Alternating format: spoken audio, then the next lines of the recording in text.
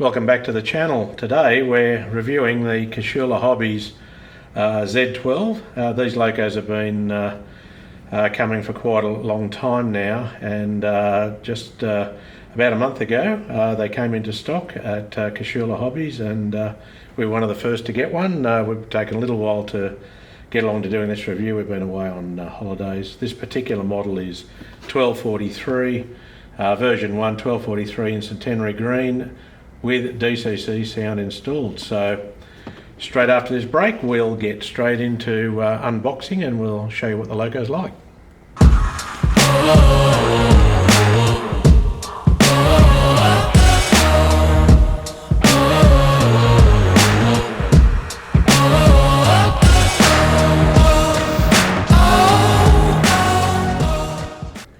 A little bit of history on the Z12. This was one of the very first New South Wales engines imported from 1864 from Bay of Peacock. They were built by two different companies, but first batch of locomotives for New South Wales built in fairly large numbers. 68 were brought in, and a number of them were converted to different types of locomotives, finishing up as a 79 class of all things.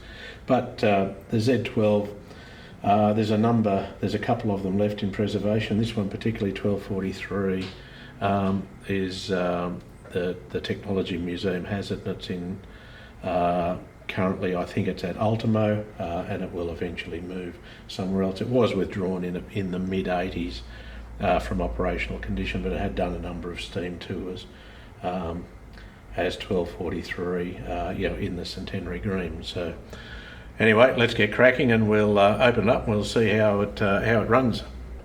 Well, it's standard high quality box, as you'd expect from Casula these days. It's one of those slide off and open up from the front type boxes. It has nice instruction sheet, tells you a little bit about the details. Heavy die cast metal chassis, detailed cab interior, all-wheel pickup, which is really good to get over some points.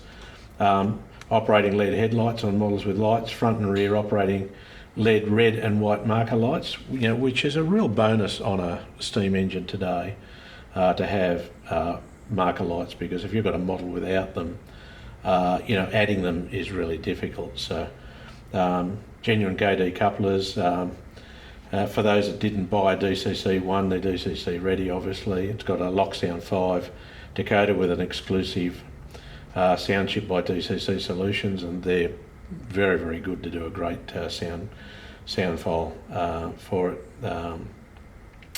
It's got a removable coal load for easily installing the decoder, so no need to be opening up the loco and pulling bits and pieces out. And just a point on that, when you pull the load out and you want to touch up the coal, do it while the coal load is on the bench. Don't put it back in and start putting glue on it and putting scale coal on it, because it'll all interfere with the gizzards of the tender. So and you can add a stay alive if you want.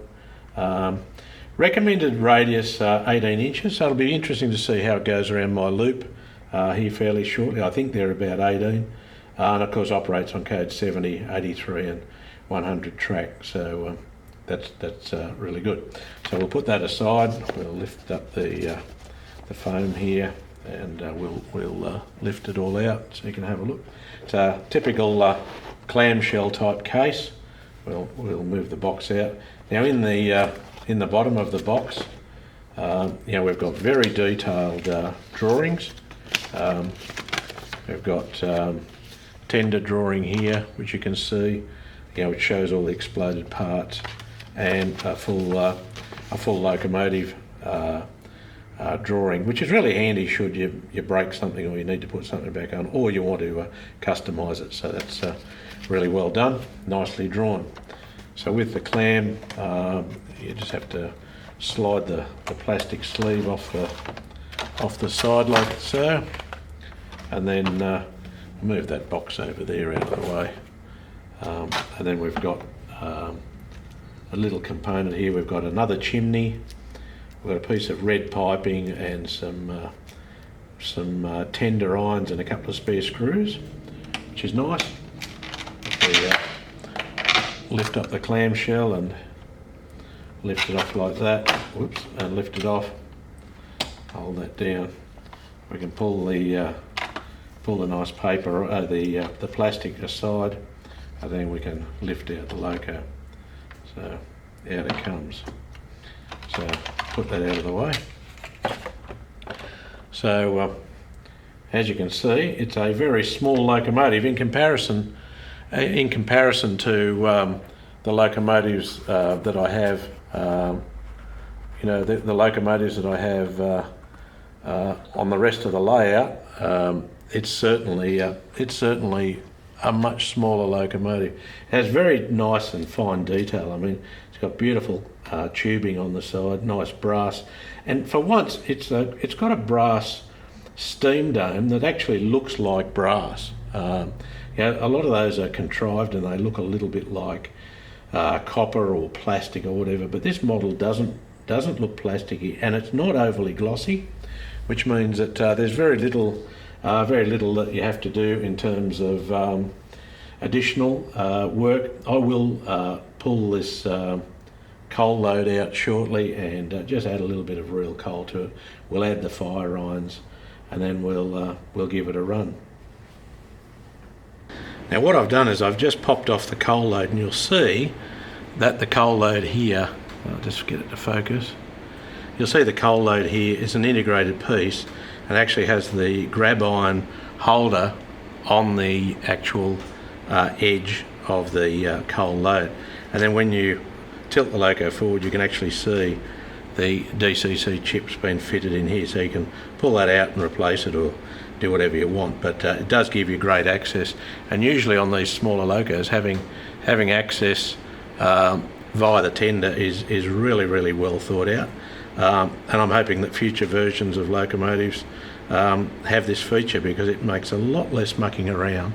And thanks, Joe, for thinking about DCC users. That makes pulling the locomotive apart just absolutely not necessary. So this is the coal load here. It's nicely formed plastic, but it's not completely as realistic as I'd like it to be. So what I'm going to do is I'm going to put a little bit of PVA on here and sprinkle some real Thilmere crushed coal onto it. So I'll put that down here like that, and then what we do is we get our pot of glue, and I'm just going to put one little daub on here, because that's all it's going to need. Just like that. Just a little daub like that, and then I'm just going to run the brush very carefully around like so. Even that's too much glue, but anyway, it's what we've got. So just run it into the creases here like so. Run it all up underneath the grab iron area. Run it through to there like so, making sure the whole area is done nicely. Put the brush down, let it sit there for a sec, and then my lovely little bag of coal here, I'll just pull that out, and I'm just going to give it the lightest of sprinkles to add some realistic coal. Let's get it to come out, of course.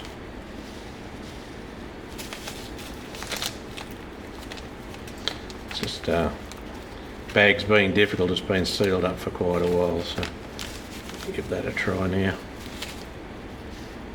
So it just needs a little sprinkle like so. These coal chips are a little bit larger than what the plastic ones are, but they look very realistic because it's real coal. Here, have a smell. It smells fantastic. I have to say the detail in the cab is just exquisite. It's beautifully detailed, but locomotives don't drive themselves. I know the New South Wales Railways like to think that today, and back in 1864, strangely enough, steam engines needed drivers and firemen. So We have some Andelin models beautifully painted, and we're going to put these in now, and that will just finish off the crew component for the cab. So as you can see, I've glued in the crew now. They look quite realistic, and we're just waiting for the glue to dry on the tender coal. But you'll also notice here is the traditional multi-pin connector. That's what connects the locomotive to the tender, snap shut closing. But just make sure that when you do it, you just line the pins up, because if you get them wrong, you'll bend a pin and then you could blow up your chips. So make sure you get that bit right. So just waiting for the glue to dry. Once that's dried, we'll put the tender back together. We've got the grab irons on, and we'll take it over to the track and we'll see how she runs. A few minutes later. Now we've had this loco on the program track, and we've programmed in 1243 via the ESU programmer, and we're now ready to test out the sound. So function 8 is sound. We'll fire that up. Yes, we've got some sound. Function 2 is the whistle. Sounds very, very nice. And I might add 28 functions on the decoder. You know, as we're seeing the functionality of decoders get better and better, you know, we're seeing full sound features in this locomotive, much more than previous locomotives that I've seen sold in the steam realm in Australia. So certainly a well done job there, Joe. So fire up the headlight, hear the compressor fire up, headlight comes on, really quite nice. F4 is steam release, sounds very nice. Now F5 is a coasting function, F6 is a brake function, F7 is open the cylinder cocks. So we just press that. Sounds very nice. So F10 can turn the headlight and make it directional. You can make the front headlight come on and off as you want. And there's a F12 is a level crossing sequence. So we'll just fire that up. See how that sounds. I'll just get that to work. Just function, go back here to function 8, make sure the sound's on.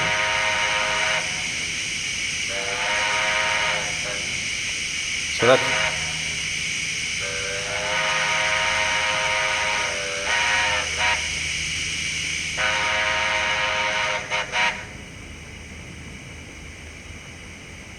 that's a lovely function coming up to a level crossing. You know, it gives a couple of extra